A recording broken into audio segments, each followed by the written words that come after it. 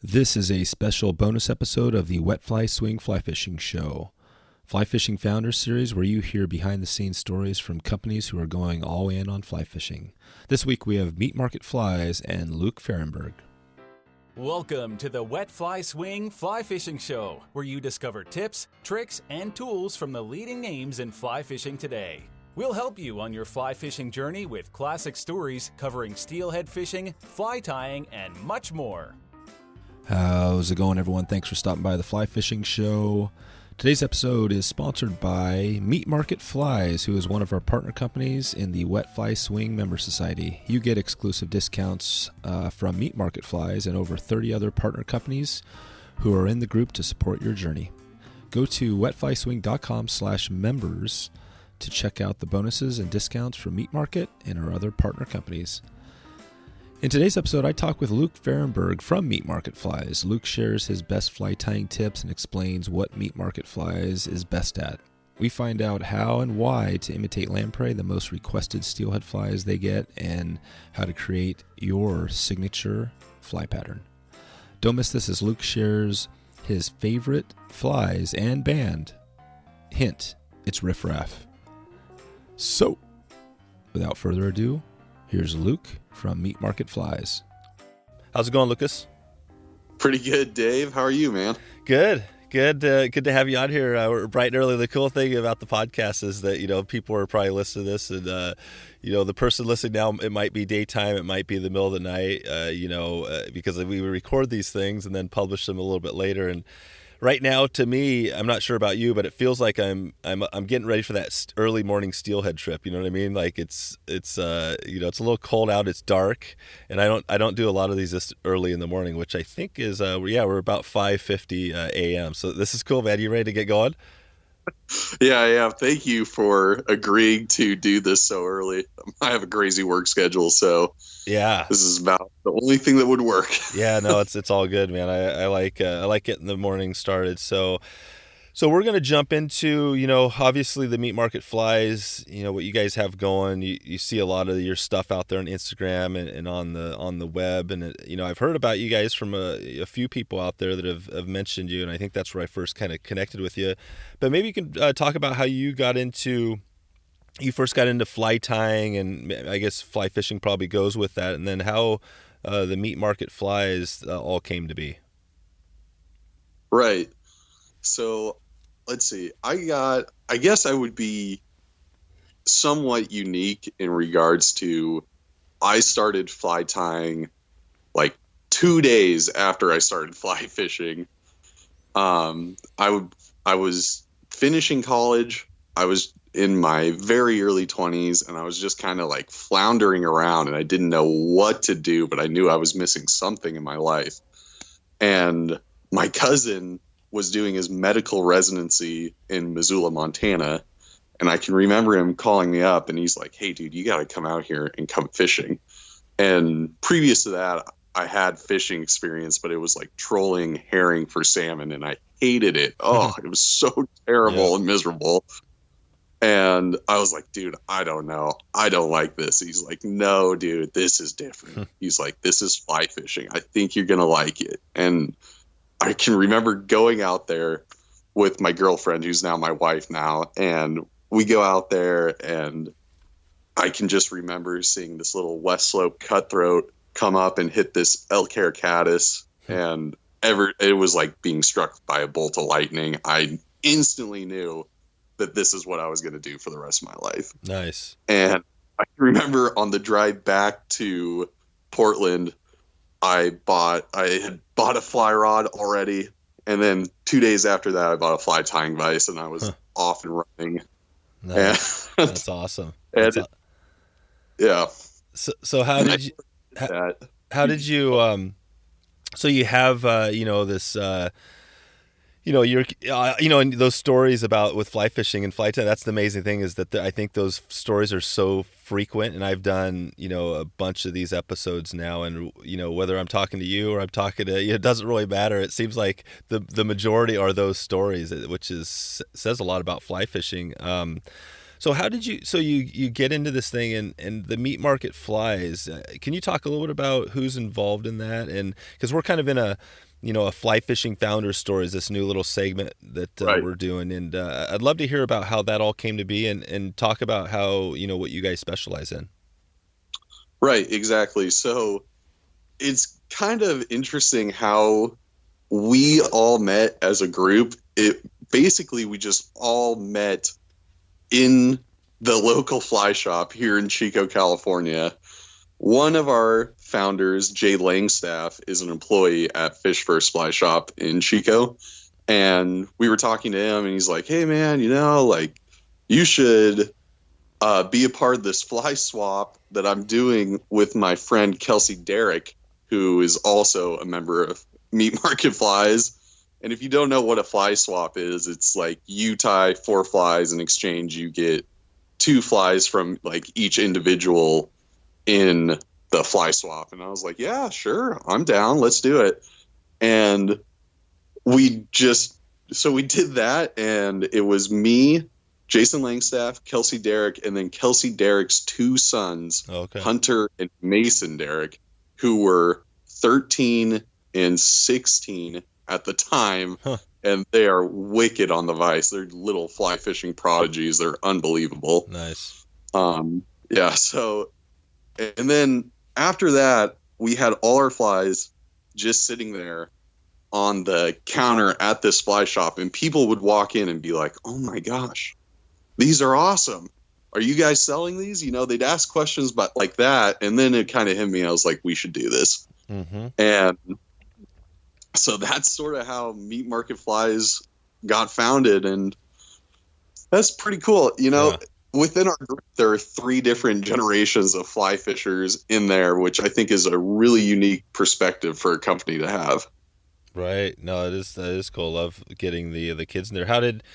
What's the Meat Market Fly is definitely the marketing, and that's a good name to have. What's that all about? That's just because all we do is sell meat. It is streamers only for anything that swims. There you go. So how did you guys, because that is an interesting piece, even for my background. I definitely have tied a shitload of flies over the years, but oh, absolutely, I never got into hardcore perfecting. And that's the cool thing about, I think, fly tying and fly fishing is that you could do stuff that you're not good at now. But dry flies and stuff are kind of a challenge, the really good stuff. So, what kept you guys out of doing everything? Because it seems like you're really niching down kind of small and maybe losing a sector of who you could be serving. Yeah, absolutely. We definitely are. The main reason why we did that is just because that's kind of what we wanted to do. We all like fishing streamers. It's our favorite way to fish. And that's just what we would tie all the time was just streamers. We didn't really enjoy tying the elk hair caddis, and that just sounded like an absolute nightmare to me, was just tying dozens of elk hair caddises for someone, and it seems like today, you can't go on Instagram without seeing some Perdigon with a bubblegum pink bead on it, or something like that. Right. So we really wanted to do something sort of unique that at the time I wasn't really seeing a lot of. Yeah. And can you describe your style, or maybe the meat market style, to somebody, and how, it's so different than a Perdigon or something else, or just how it's different than a typical streamer, if it is? Oh, that is a good question. Some of our stuff is pretty typical. We do the bread and butter sort of streamer patterns like Klausers, stuff like that. But we do have sort of our own patterns, and our style really varies from individual because each individual has their own style. I would say mine personally is pretty analytical. I used to be a fisheries biologist, so every element that I put into my fly comes from an understanding in basic biology that's going to try to get that fish's attention in the most way possible, as well as the amount of time I've spent surveying rivers and seeing what is actually in that river that could be a prey item in streamer form. So yeah. that's my style. What's your so yeah, obviously imitating minnows and fish and things like that. What else, when you're talking streamers, are you guys tying that's not imitating a fish? Are there any other patterns that are popular you guys do? Yeah, well, I mean, we sell a lot of cray patterns, so a lot of like fish, crawdad, stuff like that. Technically, this is a fish, but one of the largest biomasses we have in a lot of rivers are lamprey. That's right. And a lot of them in their juvenile state, they don't have eyes. And I think a lot of people mistake them as leeches, or they just refer to them as quote unquote leeches, but they're actually not. And it kind of occurred to me one day when I was doing trap checks, looking for winter Chinook, and we would catch unbelievable amounts of juvenile lamprey. And I went home and tied a fly that was sort of like what I intended it to do was a slump buster sort of crossed with a dirty hoe. And that ended up becoming the FurBurger, which is one of our best selling patterns now. But that was originally intended to mimic these juvenile lamprey in the river systems. And gotcha. I really think these fish are keying in on stuff like that. Yep. Nice. Well, so I want to get into a little more on some kind of maybe some tying tips or questions and things like that. But absolutely. I wanted to dig in before we get there just a little more into the meat market brand, because it's kind of interesting. You guys have niched down. You've got this, this tiny, because fly fishing is already a tiny niche. So you guys are in fly tying. Niches. Yeah, niches. Well, you ever heard the saying the riches are in the niches, right? Yeah, absolutely. Well, I mean, you guys are like the extreme version, because fly tying is a small niche, or fly fishing is a small niche. Fly tying is a small niche of that, and then you guys are in a niche down of fly tying. So, I mean, the question seems to me like, how are you guys making a business out of this thing? I mean, how do you? You got the two things that you're serving this audience. I think is really great, niching down, but then trying to turn a profit and things like that. Can you talk a little bit to how maybe how things are going now, what your plan is? Is this thing just kind of a fun thing on the side, or what's the ultimate goal with you guys? Yeah, that is a good question. Well, I mean, we are very, very careful about staying profitable. And I mean, the best way to do that, if you are a fly tying, like a custom fly tying company, is to go get a business license, a legitimate business license, and, pay your taxes, all that stuff. And then you have to start getting commercial tire accounts with the fly tying material providers, like Hairline and Nature Spirit, stuff like that. So that will really, really help your margins. And, in the beginning, we didn't have any of that. And it was absolutely brutal. I mean, we were like making like a total of like $2 an hour. Yep. First doing this, we were investing all this time. And I was like, oh man, this has got to change. Yeah. Gotcha. And so that would be the first thing I would do if you were crazy enough to start doing this. Yep. Then, and then after that, you really, really need to be good about engaging with your audience, which I think we are good at. I know we can be better, but we are pretty good at it, where, you have to, like, if someone comments on your photo, comment back. We started a Facebook tying group that has some unbelievable tires in it. And we're constantly engaging with people on there. Just trying to build a sense of community, I feel, is really important with your customer base.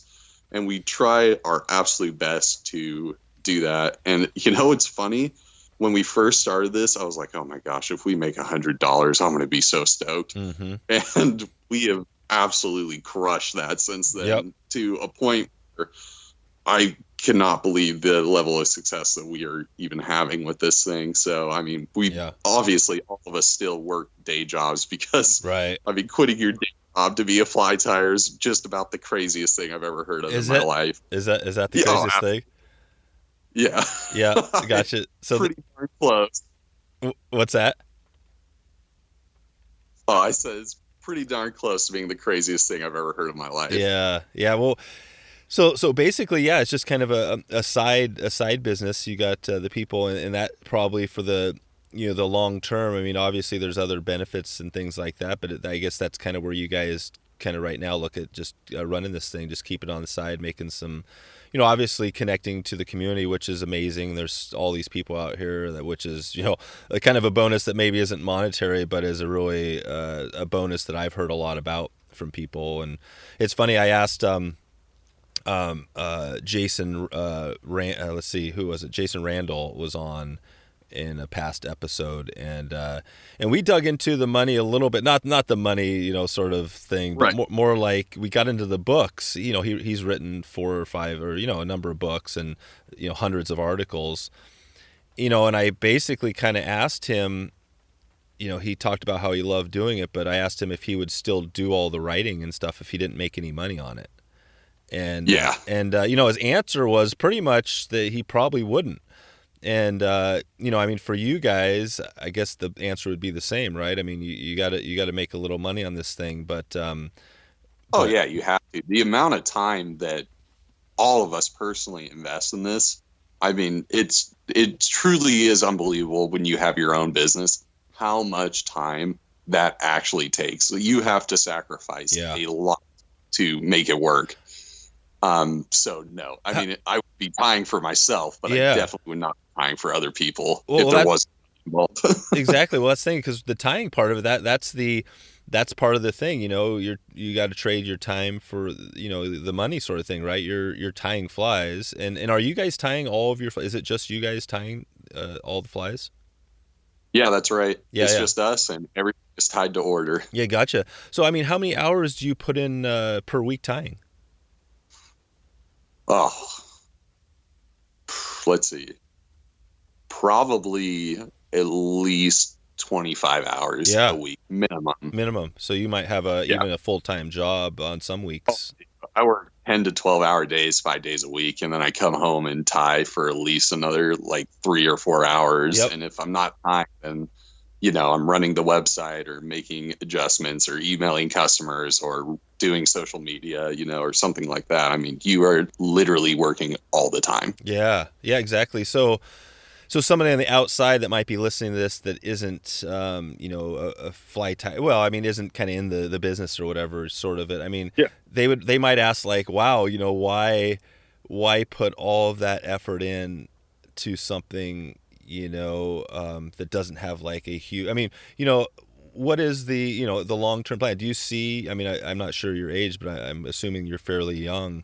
I'm 27. There you go. Yeah, you're fairly young for sure. So you're actually right in that phase. The advice that I heard recently was your 20s are given to you, so take advantage of it. That's your free. Yeah, I heard that. That was good advice. Yeah, that's your free decade. So yeah. So well, there's 2 questions. I guess the first one is how have you been doing with your 20s and that advice? Let's start there. Let's just move it on to that. What do you think? Does that advice make sense to you? And how have you been doing with it? Yeah, absolutely. I mean, the only thing I want to do in my 20s is just fly fish, so I do that literally as much as I possibly can. Yep.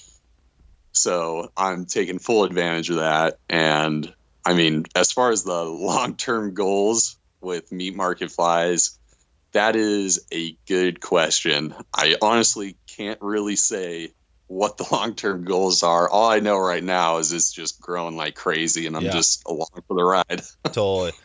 Are you guys doing any, I've noticed, just myself, reaching out to you guys and a lot of the other companies. We're going to talk a little bit about this little members society group that we have going, over here. But it's the thing I've really enjoyed about it is reaching out and just making the connections. I think that's something. Yeah. Do you guys find? I mean, have you been doing a little bit? I just think of some of the guests I've had on Fly Fish Food in the past. These guys that are, basically running, fly shops, both kind of brick and mortar and online. And have you guys been how's that been going with the connections and things like that? It's been going really good. We have made some awesome connections, and we've developed some really good mentors along the way too that have been sort of silently guiding us. Yeah. Luckily, some of them are nice enough just to answer every single question we have, even though I think sometimes we drive them crazy. But we've been really lucky in that regard that we've had really a couple of key mentors for us as this company has grown. Yeah. Yeah, exactly. No, that's key. Okay. Well, let's I have a few questions on just some tips and things like that. So let's jump into that. And if we have a little time at the end, we'll jump back into the some of the meat market stuff if I have any questions. So let her rip. Yeah, so you may have said this before about what your superpower is, but what do you think when it comes to fly tying? What is the thing, either the type of fly, or I guess we're talking about streamers and stuff, but is there something that you do best, when you get into tying? Yeah.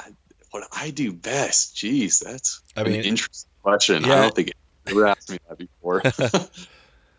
I would say my specialty would be probably winter and summer steelhead flies would be my biggest specialty. Oh, cool. So, doing the stuff like, if it's like an intruder style fly, whether it's single station or not, doing like all the composite loop type stuff, which honestly I really don't do that much of, but just getting those steelhead flies really dialed, I would say that's sort of my specialty within the company. Gotcha. Okay. And what do you think is the most common request fly pattern for steelhead, summer or winter, that you guys get? The most common request, I would either say for winter, it's definitely intruders, without a doubt. Everyone wants intruders, for sure. Black and purple or something. Yeah. Yeah, exactly. I have a whole tier system that's pretty crazy with my steelhead colors, but everyone wants black and purple. Black and blue is always super popular. And then blue and purple, orange and pink. Those are all the most popular colors that we sell. And then, let's see. And then for summer, we sell a lot of Hobo Speys for sure. Oh, yeah. Oh, really? Yep. So more, that's right. So do you guys tie any of the like old school traditional, just, your hair wing sort of steelhead patterns summer? We don't. We will this summer. That will start being offered. Not like any of the crazy old school stuff. Nothing like salmonish, but I mean, we will offer green butt skunks and stuff. Yeah, green butt skunks, for sure. Okay. So what do you think now, getting into, we talked about a couple of the flies, but if you had to say your top two flies, those are kind of for steelhead. What other, for streamers, do you guys tie a lot for? Like, what species do you think is the most common other than steelhead that do you tie for? Oh, it's trout. Absolutely. I mean, trout is king no matter what in the fly fishing world. Yep. So, I mean, it's constantly, like little baitfish patterns, little leech patterns, and then we do sort of bigger kind of double articulated stuff for people chasing more predatory brown trout or rainbow, stuff like that. Gotcha. Okay. And what about as far as fly tying? I guess before I get there, let's think on the pattern. So what are there a couple of patterns you can throw out there that are pretty common you guys tie for streamers? Yeah, absolutely. So if you were to ever go to our website, there is a tab on our menu just called Signature Series. And what is in there are our 5 best-selling patterns. And those are FurBurger, the Pig Sticker, the Garbage Pail Kid, the Articulated Scratch and Sniff, and the Complex Bunny Spawn. Nice. Those are all sort of our unique patterns. Yeah, that's awesome, man. So those are great. I mean, how do you get? The naming's one thing, but I mean, how do you get a signature pattern? Like, can you talk about how one of those developed? Because it seems like, you could take a pattern. One of my favorite, and I think probably one of the popular episodes at the time was Kelly Galloup, who I had on here, and and he made a name for himself partially because he and I kind of called him out on the episode about this. He started naming his stuff like porn names, and which was hilarious. Absolutely. Yeah. First, I guess you got the naming piece, but how do you develop a fly to become your own, and how do you separate that from a fly that's already? It seems like there's already thousands of everything, right? It is so hard. And to be totally honest, I'm not even sure if we do that, just because, I mean, honestly, everything has really been done before. Like, I can think of one instance where I can actually recall a truly new, innovative fly has, like, entered the market, and that was probably intruders. Yep.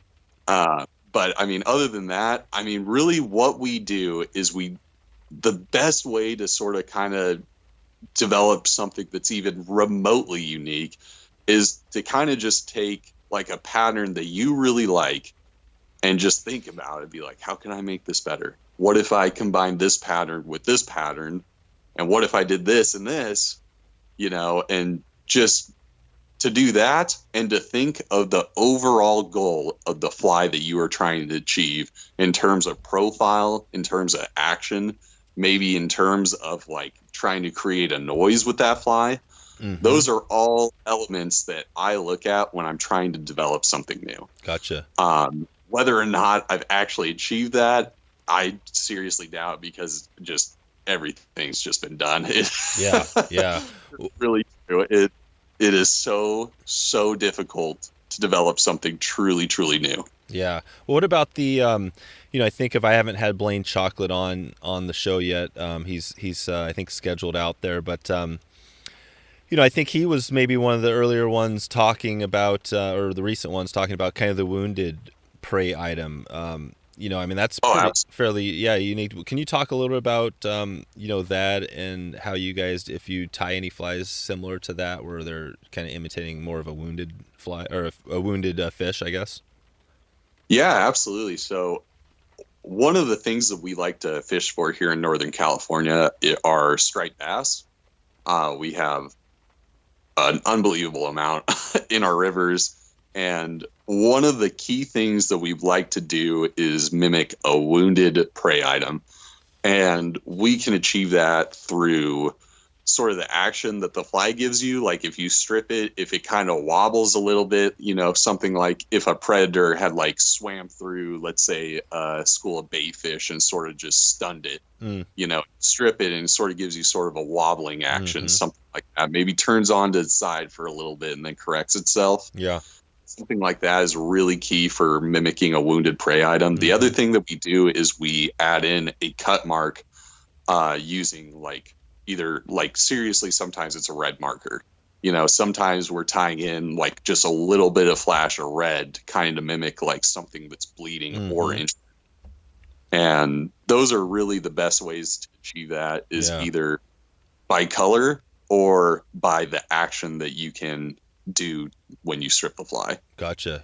So are you guys, so you might not necessarily be tying a fly that has, I don't know, maybe more weight or something like that or something that makes it kind of just by when you strip it in the water, it actually looks wounded, or is it more of the stripping technique? Is there anything you do fly tying when you're creating your fly that makes it look wounded other than, the color?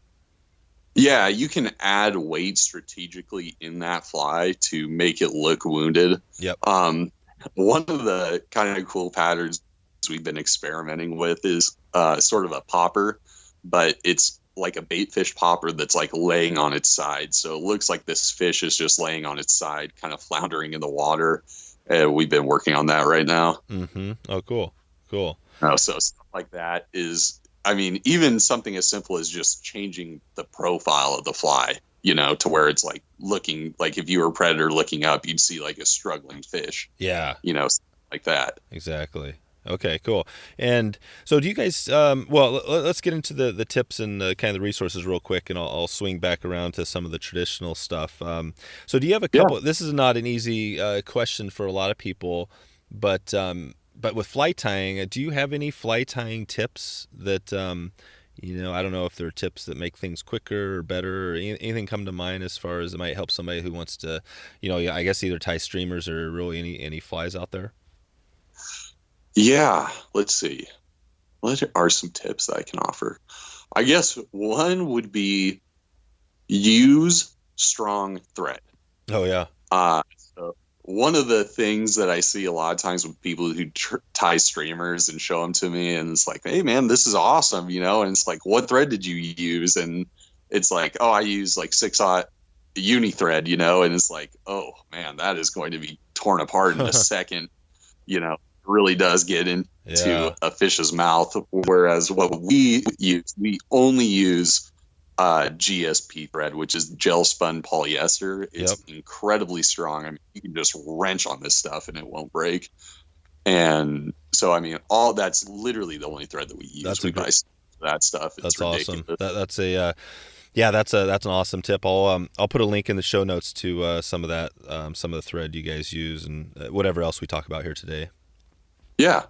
Let's see. Another tip I would say would be, if you are trying to tie a lot of flies at once, like in one sitting, prep it all out. Like if you're doing, like, let's say a double articulated streamer, so you have a hook in the front and the back, sit down and tie that rear section. So tie all of that. Then you tie on the wire on the front section, and then you connect it and glue it, and then you let that glue dry. So sort of like assembly production style is the best way to crank out a lot of flies in one sitting versus just, tying a fly to completion and then starting over and tying a fly to completion. That's a really good tip, I would say. Another good tip would be, let's see. Those are two. Yeah, you got two. You got two covered. Yeah, I'll let you off the hook there, and if you think of something else, you can let me know. As high quality material. There we go. Oh, there you go. If you want a really clean streamer, you need to buy really quality material, and you can't just order it. You have to go and look through it. Yeah. So how do you? That was another question I was going to ask you. As far as where you get materials, because obviously, it's kind of crazy. There still are fly shops around, but I mean, there's a lot of stuff going on online. You can buy. I mean, that's part of the whole thing we're doing here with this, with this members group that we have, is that trying to connect people, online to get, kind of benefits from some of the great companies out there. I mean, what sort of advice would you give somebody who, that wants to get the good material, but doesn't necessarily, how do they check it out and test it and all that? That is really, really tough online. I mean, if it's a synthetic, who cares? Just order it online. It's all the same. When it comes to naturals, though, it can be a total crapshoot sometimes. What I tend to do when I'm ordering materials online, I will order from providers that I can honestly trust. So, I mean, for example, if you're ordering like Whiting Farms, like saddle hackles, that's going to be high quality. You can almost guarantee that you're going to get a very high quality natural material. Like for all our deer hair stuff, we pretty much only use this company called Nature's Spirit. Their deer hair is just unbelievable. It's some of the highest quality that I have seen yet. And so, I mean, just really finding those key providers that are really, really good at what they do is the most important thing. Yeah, that's awesome. Those are, I think that is the challenge, is that, finding a good company that you can get your materials from is a good way to go there. So what do you think now, getting more into more of the resources, when you think about the online resources, is there anything that you could speak to, and maybe it doesn't have to be online, but just anything that's helped you, or you direct somebody who wanted to, get better at fly tying?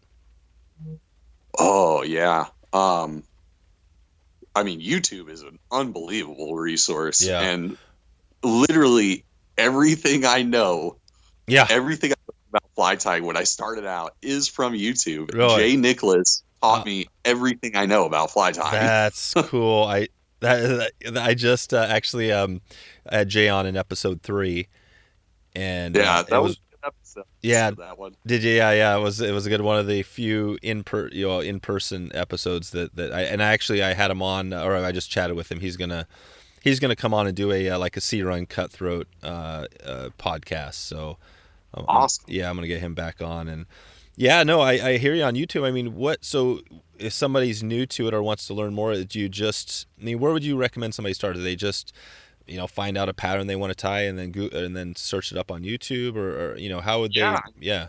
That works. I mean, yeah, that works really well. If you just like in a fly shop or something, you're like, hey, I like this fly pattern. What's the name of it? If you just type that into YouTube, there's probably 15 videos trying to show you how to tie it. Are there any, along with Jay, any other YouTube mentors you've had? Yeah, I mean, the guys at Fly Fish Food were huge for us, especially in the streamer world, because they were sort of like really doing high quality streamer videos before a lot of people. So, I mean, Fly Fish Food was great. Jay doing the videos for the caddisfly were excellent. Yeah. Also, Kelly Galloup, of course. Yeah. All his videos on there were excellent. Good. Gunnar Brammer is also another one to look at. He ties a lot of really cool stuff. Oh, cool. And, it's like you don't necessarily have to copy those patterns. You can put your own twist on them. But the important thing to learn from those videos are the techniques that they're using. Yeah. Because you can apply those techniques throughout any pattern. That's the important thing. Yep, exactly. No, those are great. There's a couple, or I guess Gunnar, that was one person. I'll throw a link out there. I haven't checked out his stuff, so that's cool. Okay, good. Yeah, that's cool to hear. You're definitely you're part of that. You're the YouTube generation. I mean, that's absolutely. 100%. That's the cool thing. Yeah, you didn't. If you're, I guess, a generation before, it's a little bit different. But no, that's awesome, and obviously YouTube is a great resource. So. Do you in your short 27 years, that's the funny thing about it. You gotta get ready because the next 27 or whatever go by pretty quick. So but I mean, in your short time out there, I mean, I guess you maybe talked about it, a story that you've had that have kind of influenced you getting to where you're at is that kind of that one you mentioned earlier where you just kind of had the first Montana dry fly experience and you're like all in, and is that kind of, do you see things changing here in the next 10 to 20 years?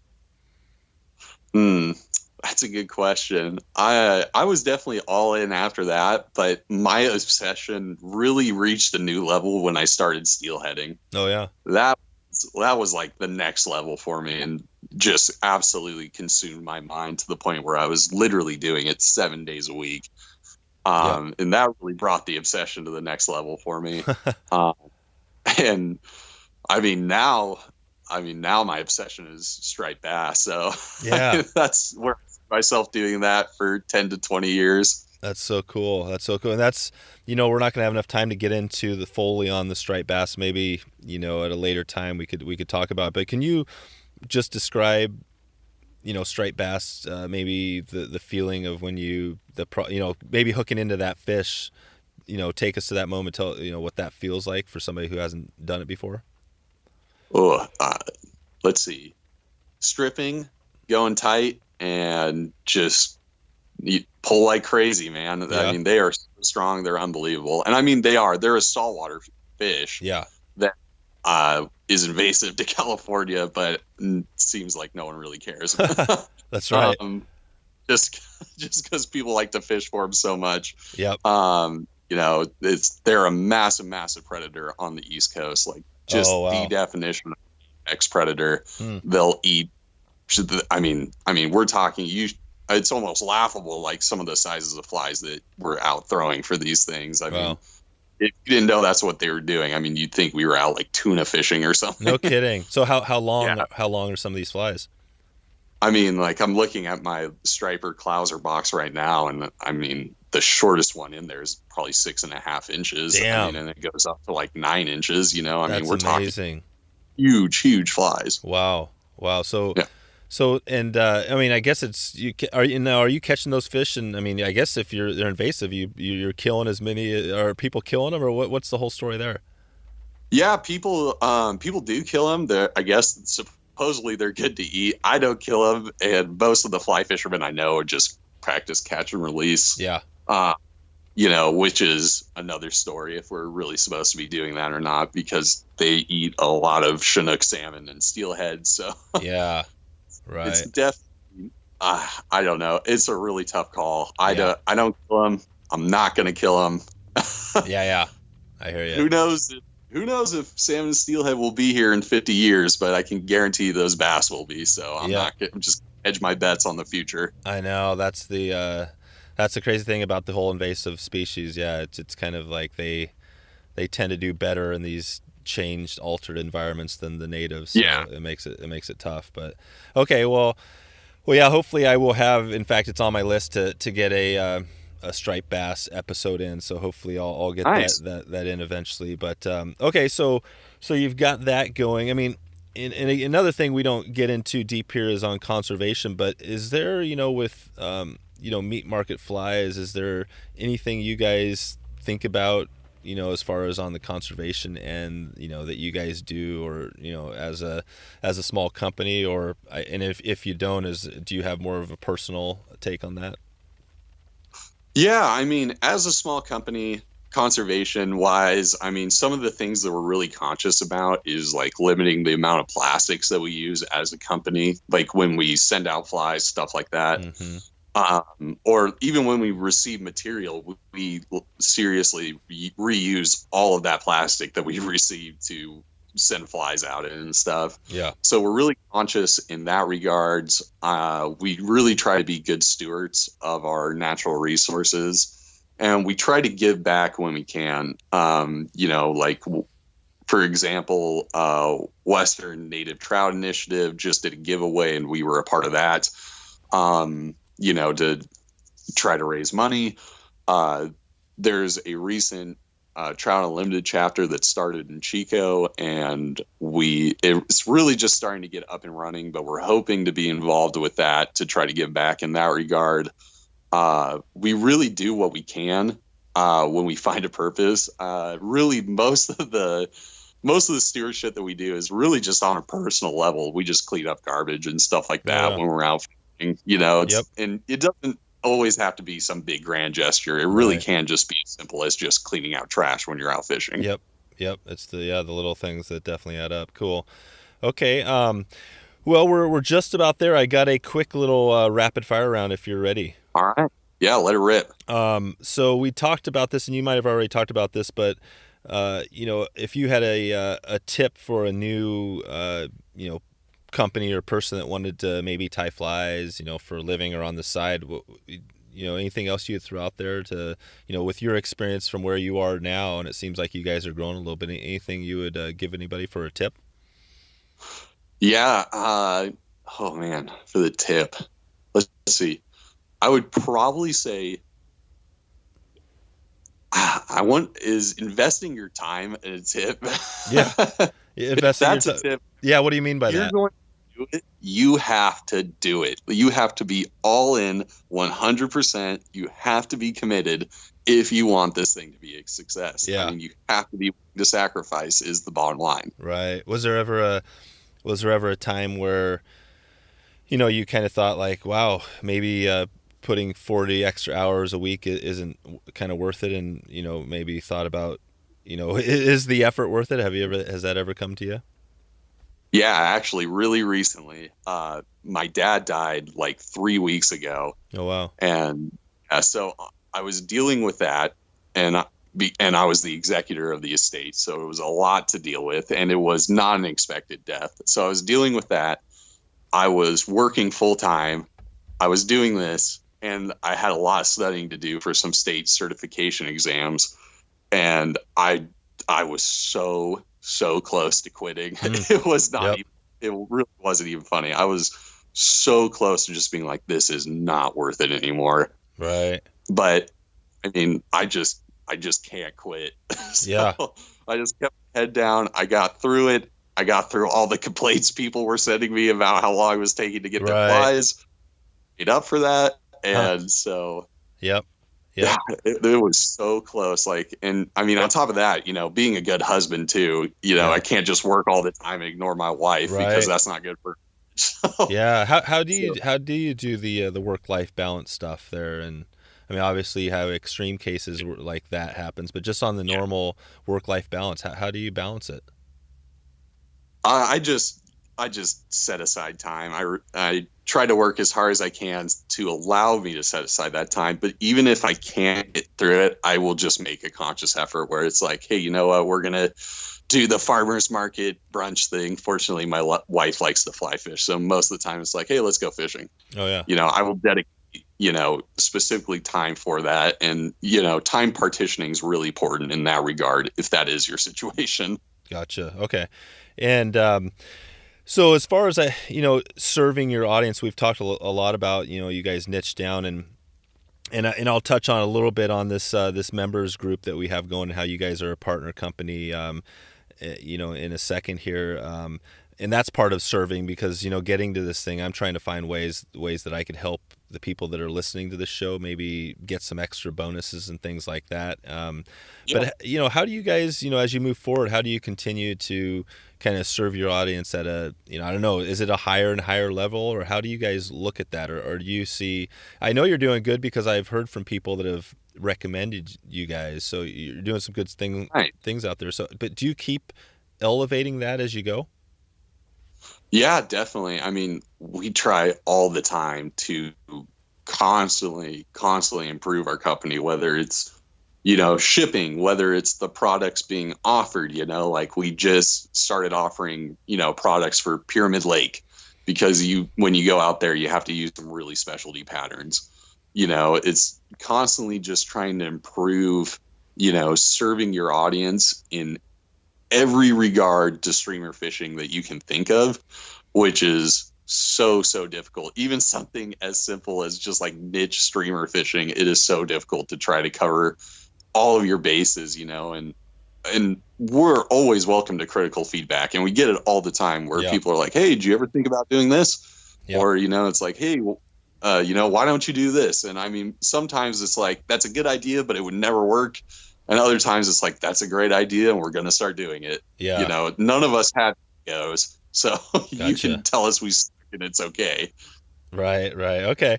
Well, let's keep moving along here. So on the rapid fire, so your favorite, do you have a favorite beverage you like to have after a day of fishing? Oh yeah. I'm probably going to get some flack over this, but I'm a solid Bud Light Chilada guy. Bud Light, well, now Chilada? Yeah. And what is this exactly? So it's like beer and like tomato juice with like some spices in a can. Oh, it's awesome. Oh, wow. Okay. Yeah.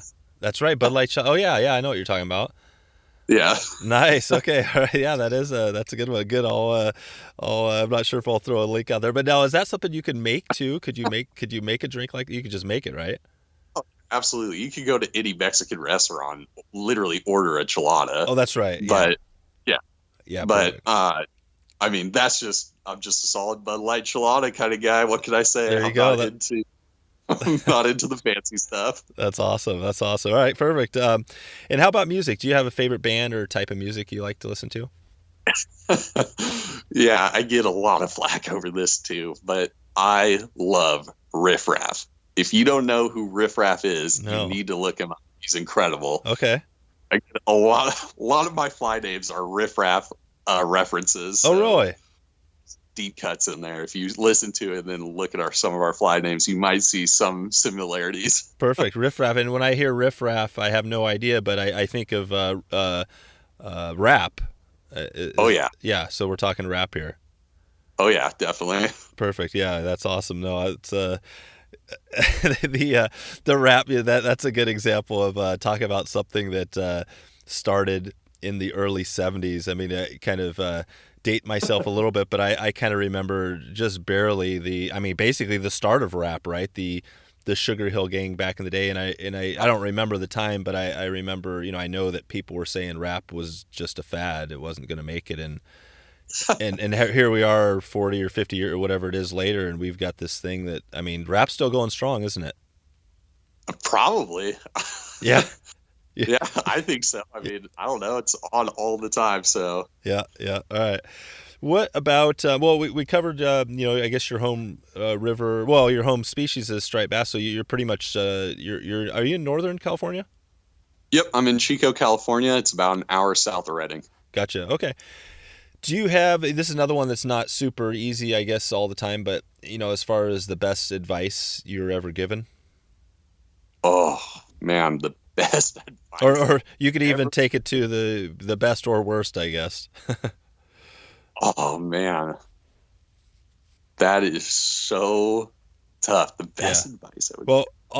I'll let you think about that one as well, because I know it's not easy. In fact, if I was to think about the best advice I have ever been given, it would be hard. I think that 20s, but that's a retro. That's like a retro. Wish I had that. That's probably my best advice that actually I wasn't given, but I was given a little bit too late. But yeah, if you think of something, let me know. We got a little bit of time here. So you guys, now I guess let me talk just a little bit about this member society group we have. So you're a partner company. I've got right now about 30 companies on board. I guess in the future we probably will have more. But what we're offering is basically a chance to get a little bonus or something unique, something exclusive from you guys if folks go out and basically join this members group. And I just want to plug it real quick. It's wetflyswing.com/members. There's some details there with all the companies. And like I said earlier, it's just my goal to provide a little more value for people and people that want to kind of support local businesses and, support the show and, and support their journey is the thinking here. So I think you guys fit that well because you're providing a lot of great resources. And if somebody had a question about a fly, do you guys do videos or do you do any of that stuff? We do. Yeah. We do have a YouTube channel. We need to be better about it. Honestly, we've been so busy lately. We haven't posted in a while, but we are going to back on it. I've even got it on the schedule. I'm like sitting down and just filming like 5 videos just so I can just post one like every week. That's right, because it seems like that's the one thing with YouTube and a lot of things, being consistent is and not easy to do. So it's so hard to do. That would be cool if you guys jumped more into that. So that would be one resource. But if they had a question for you guys, they could just reach out to you. Reach out to us via email. Reach out to us, the website, reach out to us, Instagram, Facebook, anything. We're really easy to get a hold of. We are more than happy to answer any question you have, and we answer a ton of questions. So it doesn't matter. Yep. There's no such thing as a stupid question. Ask us anything. We don't care. Perfect. Okay, good. Well, in the next 6 to 12 months, anything new for Meat Market Flies that we can expect coming out here? You guys mixing things up or doing anything new? Oh, that's a good question. We're doing some new types of videos. We're going to be doing some more on the water kind of tips and tricks videos, that sort of thing. Oh, cool. So you can expect to see that on our YouTube channel. We got some cool new hats coming out eventually. There you go. If you need a new lid. Yeah. Always. So be on the, I know you can never have too many. Yep. So be on the lookout for that. Yeah. We're constantly adding new stuff to the site. So, always be on the lookout for that. And I would say that's really the only thing on the docket right now. Okay, cool. And and so if people want to find you, the best, like we mentioned, meatmarketflies.com or Instagram, is it meatmarketflies? Yep.